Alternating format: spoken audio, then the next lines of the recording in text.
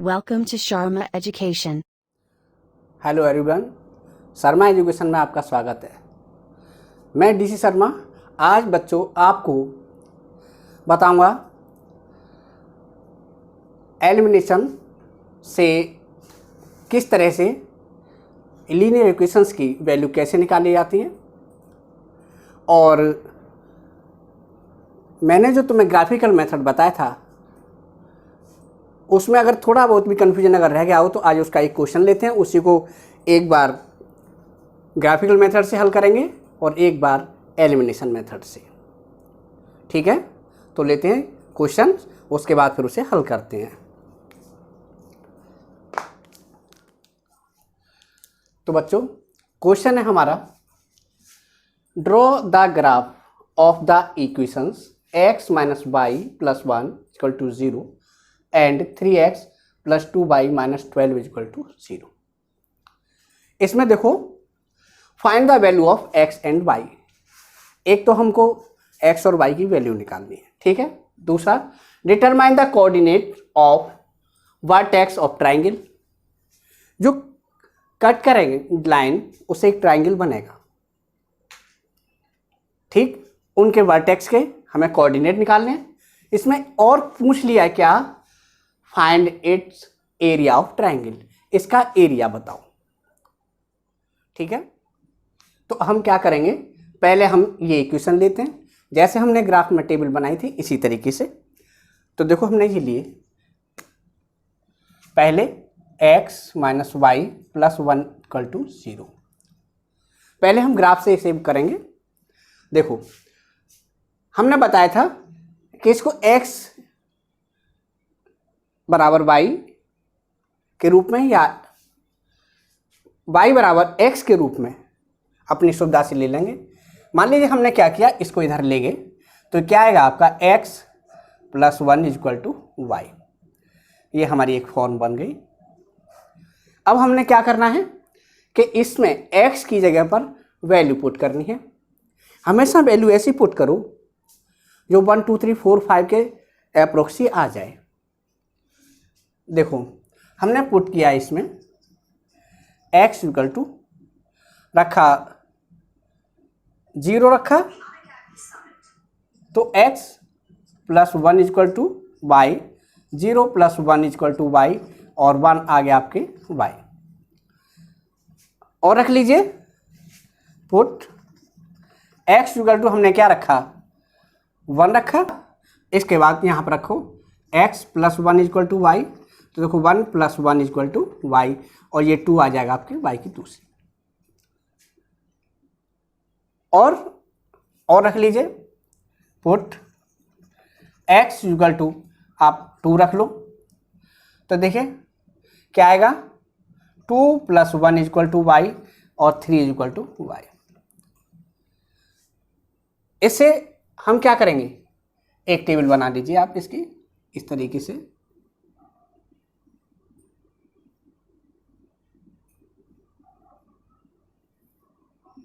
x और y हमने पहले 0 पुट किया था, वैल्यू आई थी 1, फिर हमने 1 पुट किया तब वैल्यू आई 2, फिर हमने 2 पुट किया तब वैल्यू आई 3।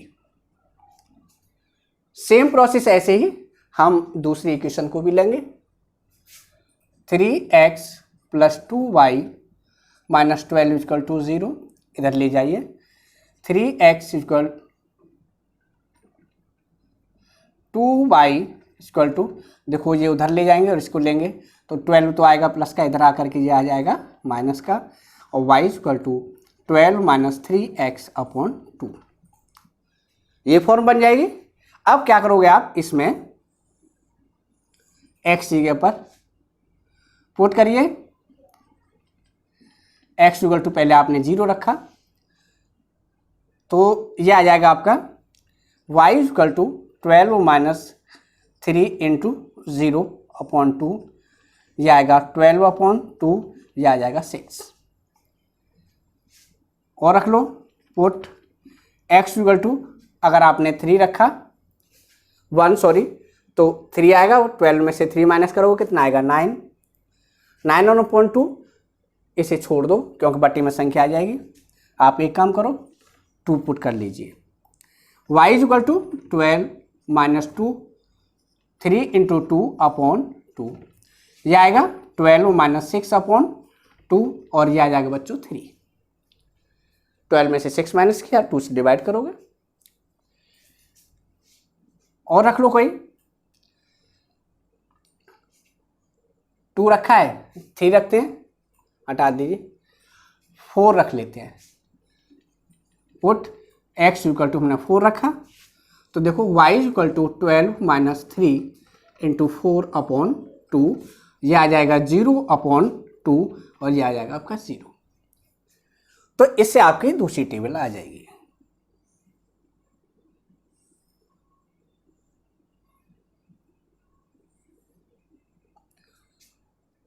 पहले x और ये y 0 रखा तो आपकी वैल्यू 6 आई थी, 2 रखा तो आपकी वैल्यू 3 और 4 रखा तो 0। ठीक, अब हम क्या करेंगे, ये जो वैल्यू आई है इससे ग्राफ प्लॉट करते हैं।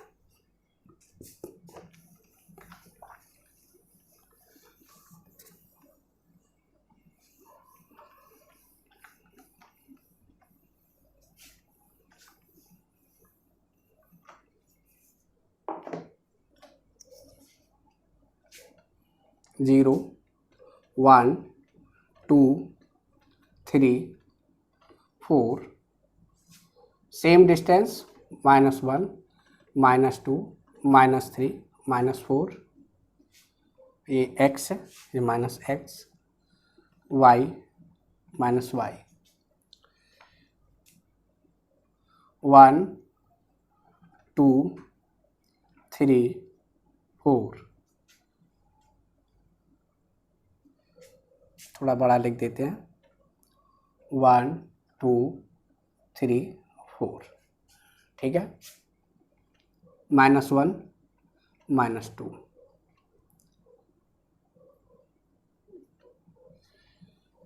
अब हमें क्या करना है कि जो वैल्यू हैं उनको आप पुट करोगे।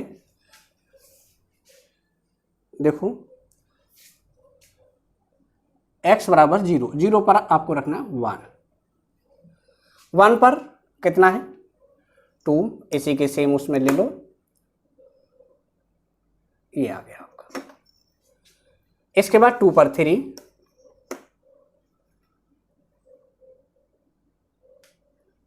ये आ गया। अब हम क्या करेंगे, इसे मिला देंगे।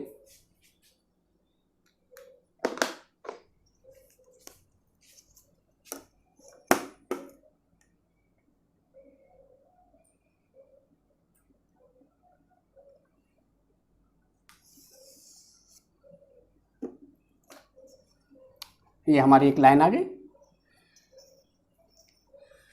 अब यहां से देखो दूसरी वाला 0, 0 पर कितना है 6, y इक्वल टू 6 है, इसमें और पॉइंट ले लेते हैं, 5, इसे हटाते हैं यहाँ से,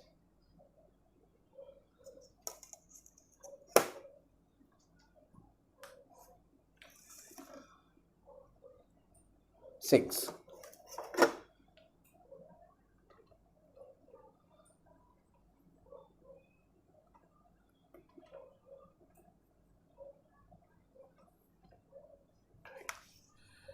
ये हमारा ये पॉइंट आएगा y c 6। इसके बाद 2 पर 3, ये हमारा 2 है और 2 पर आया 3, यानी कहने का मतलब ये यही पॉइंट आ गया। और 4 पर 0, 4 पर ये 0 आ गया। अब हम इसे मिला देते हैं।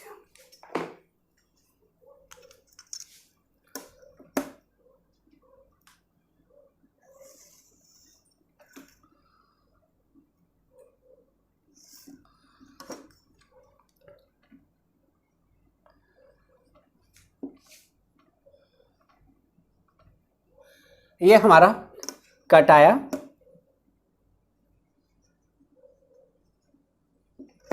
ये देखिए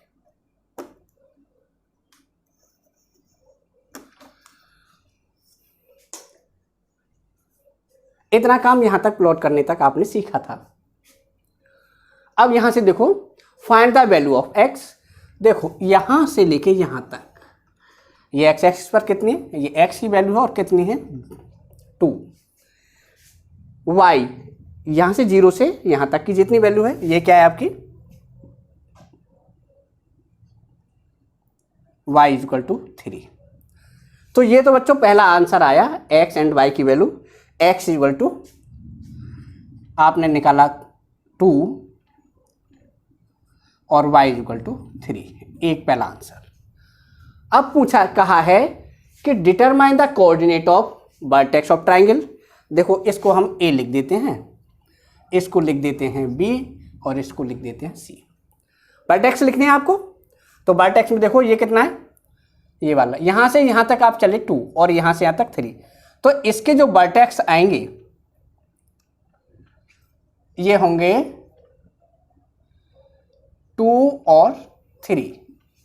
पहले हम x की वैल्यू लिखेंगे और उसके बाद y की वैल्यू यहां लेते हैं। यहां तक देखो कितने इसके 4 और 0, पहले यहां से 4 ठीक और ये 0 है। यहां लेते हैं b के, तो इसके जो वर्टेक्स आएंगे ये आएंगे, ये कितना -1 और क्या है 0। तो बच्चों ये निकल के आए आपके वर्टेक्स। अब और इसमें पूछा find its area of triangle. देखो ये वाला हिस्सा जितना भी ये ट्राइंगल है दिखाई दे रहा है, ये एक्स एक्सिस के साथ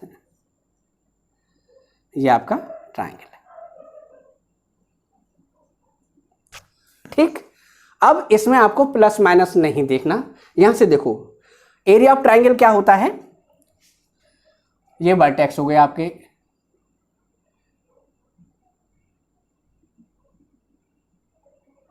वर्टेक्स A 2 3, B -1 0 और C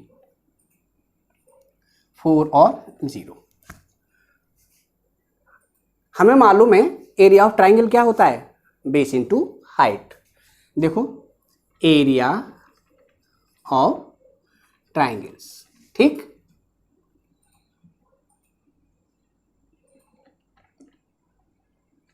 one upon 2 base into height. अब देखो यहां पर बेस कितना है 1 2 3 4 5, लिखो 1 इंटू 5 और हाइट कितनी है देखो 1 2 और 3, कितना आएगा 15/2, यह आ जाएगा 7.5 स्क्वायर यूनिट। तो हम इस तरीके से एरिया निकाल लेते हैं। अगर एरिया पूछने के लिए आए एरिया निकाल दो। ये जिसकी जैसी शेप होगी उसी से हम उसका फॉर्मूला लगा के एरिया निकाल लेते हैं। हमें उनकी लेंथ चाहिए। देखो यहां से यहां तक लेंथ कितनी है 5 और यहां से यहां तक लेंथ कितनी है। तो ये इसमें जो बेस है, बेस में यहां लिख देता हूं, बेस क्या है, बेस है आपका 5 यूनिट और इसकी हाइट क्या है,